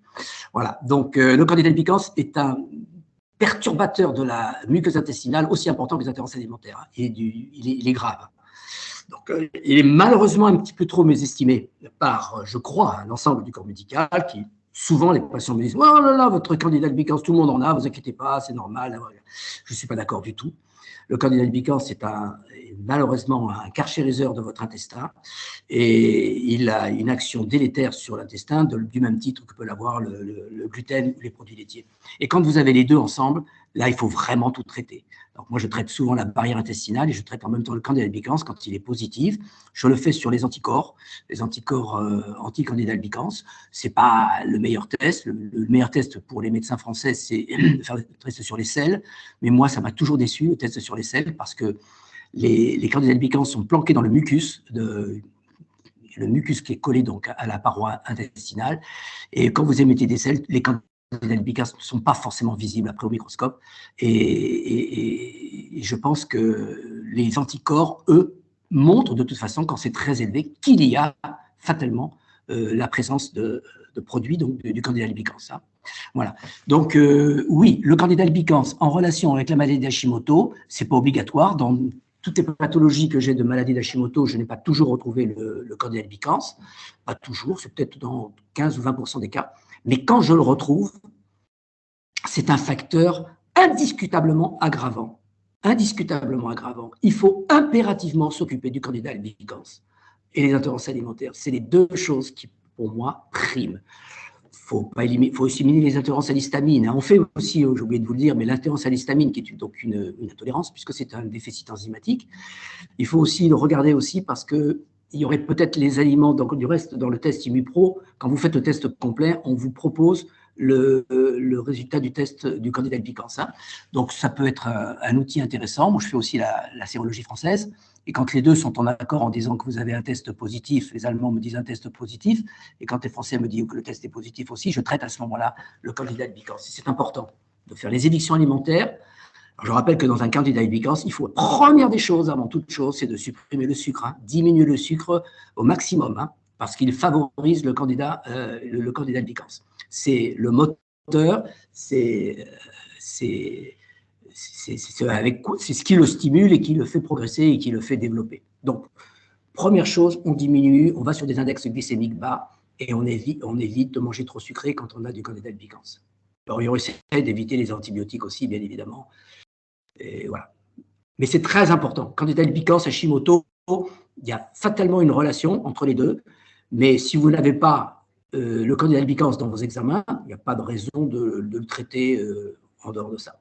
Alors qu'il faut traiter vos intolérances alimentaires. Tout ce matin, j'ai eu une personne que j'ai revue depuis 2 ans. Elle avait 0 intolérance alimentaire. Le test complet, elle avait 0 intolérance alimentaire. Je l'ai vu ce matin, il est à 9h30. C'est curieux, et avec des chiffres qui sont très, très bas. Donc, je lui ai expliqué, quand on n'a vraiment aucune intolérance alimentaire, il faut toujours se méfier s'il n'y a pas un petit problème d'hypoimmunité immunitaire. Il faut réfléchir. Bon, les contre-indications au test aussi, je pense que Camille a dû vous les donner. Les gens qui ont des pathologies à l'électrophorèse des protéines, des gammapathies, il faut éviter de faire le test. Il va être biaisé, voilà, le test. Donc, Hashimoto et candidat albicans, oui, mais encore faut-il qu'il y ait le candidat albicans positif. Hein. S'il ne l'est pas, il n'y a pas besoin de traiter. Hein. Voilà. Bien, merci. Peut-être là plus une question pour Camille Liners. La qualité des aliments n'est pas pris en compte dans les tests, alors qu'on sait qu'un œuf industriel ou un œuf bio et bleu blanc cœur sont très différents en termes d'impact sur la santé. Camille. Oui, moi aussi je mange que des œufs bio, mais pour le test, c'est un peu différent parce que les protéines, les principales protéines, donc antigéniques, sont les mêmes pour un œuf industriel que pour un œuf bio. La différence de l'œuf bio, c'est qu'il y a moins de polluants, il y a moins d'antibiotiques, il y a moins de saloperies dedans, mais les antigènes sont identiques. Donc, il n'y a pas de différence au niveau d'un test immunologique. Absolument. Parfait, merci. Docteur Mussy, je reviens à vous. En cas de candidose SIBO, est-ce que vous commencez par ImmuPro ou alors vous essayez de normaliser le microbiote? Non, je crois que j'ai répondu à la question tout à l'heure. Je travaille d'abord, je régularise le microbiote. Comment? En évinçant les aliments qui sont délétères pour ce microbiote. D'accord? Voilà. Et donc, le SIBO, oui, là, c'est une atteinte un petit peu du grêle, hein, une atteinte inflammatoire et infectieuse du grêle. Mais la première des choses à faire, c'est de régler ces problèmes d'éviction alimentaire, ces problèmes d'hypersensibilité alimentaire, si on veut régler aussi bien le SIBO qu'un syndrome de l'intestin irritable. C'est la même chose, que ce soit des diarrhées, des constipations, des ballonnements, des gaz. Il faut impérativement avoir une alimentation qui corresponde à ce que veut votre système immunitaire. Votre système immunitaire, il veut du soi. Il n'aime pas le non-soi. Et pour certaines personnes, le kiwi, c'est un non-soi, la banane est un non-soi. Et donc, il va réagir d'une manière anormale, il va sécréter des anticorps. Voilà. Donc, c'est la raison pour laquelle moi, je règle toujours le microbiote intestinal par l'intermédiaire des évictions alimentaires et de la réparation de la muqueuse intestinale. Et s'il y a du candida albicans, je traite le candida albicans aussi. Voilà. Parfait, merci beaucoup. Et juste une dernière question, est-ce que vous pourriez juste rappeler les contre-indications du test? Parce que la personne n'a pas bien entendu. Alors, les contre-indications du test, d'abord, je ne le fais pas faire contre-indication avant 3 ans, parce que je considère que le système immunitaire de l'enfant n'est pas encore mature. Et quand une maman vient me voir à 2 ans et demi avec catastrophée parce qu'elle a fait tous les services hospitaliers et que l'enfant a des diarrhées, etc., et que rien ne régresse, elle me dit, est-ce que je veux faire les tests d'intolérance alimentaire? Je leur dis, non, je ne le ferai pas à l'enfant, mais c'est votre test que je vais faire. C'est vous.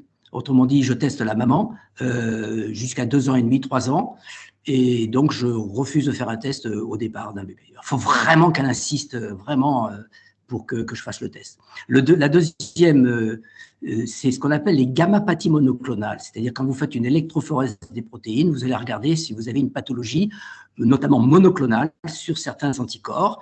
Ça peut être des IgG, lambda, des chaînes qu'on appelle des chaînes légères, kappa ou lambda, qui vont être un clone anormal de fabrication d'anticorps.